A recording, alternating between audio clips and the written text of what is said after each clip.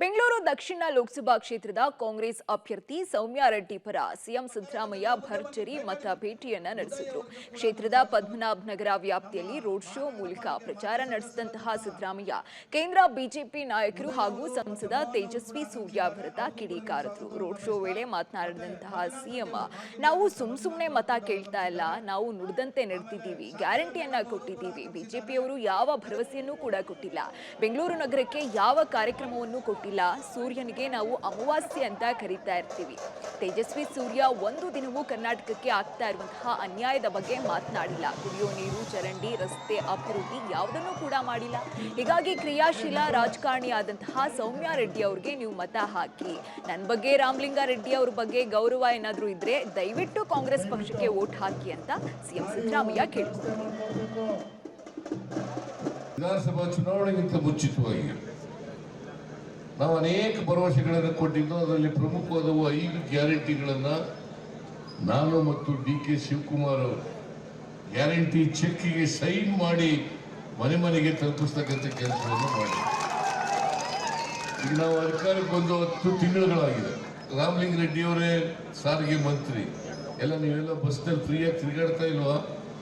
ಮನೆ ಮನೆಗೆ ಪ್ರತಿ ಕುಟುಂಬಕ್ಕೆ, ಮನೆ ಯಜಮಾನಿಗೆ 2,000 ರೂಪಾಯಿ ಬರ್ತಾ ಇದೆಯಾ? ಇಲ್ಲ, ಬರ್ತಾ ಇದೆ. ನಿಮ್ಗೆಲ್ಲ ಫ್ರೀಯಾಗಿ ಕರೆಂಟ್ ಸಿಗ್ತಾ ಇದೆಯಾ? ಇಲ್ಲ, ಸಿಗ್ತಾ ಇದೆ. ಪ್ರತಿಯೊಬ್ಬರಿಗೆ 5 kg ಅಕ್ಕಿಗೆ 170 ರೂಪಾಯಿ ಬರ್ತಾ ಇದೆಯಾ? ಇಲ್ಲ, ಬರ್ತಾ ಇದೆ.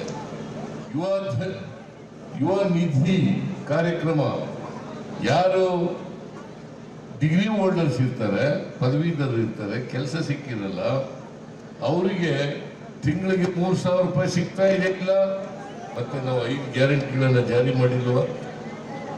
ನರೇಂದ್ರ ಮೋದಿ ಅವರು ಹೇಳಿದ್ರು 15 ಲಕ್ಷ ಕಪ್ಪು ಹಣ ತಗೊಬಂದು ಪ್ರತಿಯೊಬ್ಬರ ಅಕೌಂಟ್ಗೆ 15 ಲಕ್ಷ ಕೊಟ್ಬಿಡ್ತೀವಿ ಅಂದ್ರು. ಕೊಟ್ರ?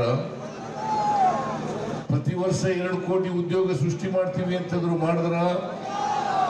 ಮಾಡಲಿಲ್ಲ. ರೈತರ ಆದಾಯ ದುಪ್ಪಟ್ಟು ಮಾಡ್ತೀವಿ ಅಂದ್ರು. ಮಾಡಿದ್ರ? ಅಚ್ಚೇ ದಿನ ಆಯೋಗ ಅಂತಂದ್ರು. ಅಧಿಕಾರಕ್ಕೆ ಬಂದ್ರೆ ಬೆಲೆ ಏರಿಕೆ ಮಾಡ್ಲಿಕ್ಕೆ ಹೋಗಲ್ಲ, ಎಲ್ಲ ಆಹಾರ ಪದಾರ್ಥಗಳ ಬೆಲೆಗಳನ್ನ ಕಡಿಮೆ ಮಾಡ್ಬಿಡ್ತೀನಿ, ಒಳ್ಳೆಯ ದಿನಗಳು ಬರ್ತವೆ. ಭತ್ತ, ಪೆಟ್ರೋಲ್, ಡೀಸೆಲ್, ಗ್ಯಾಸ್ ಸಿಲಿಂಡರು 414 ರೂಪಾಯಿ ಇತ್ತು 2014ರಲ್ಲಿ. ಇವತ್ತು 950 ರೂಪಾಯಿ.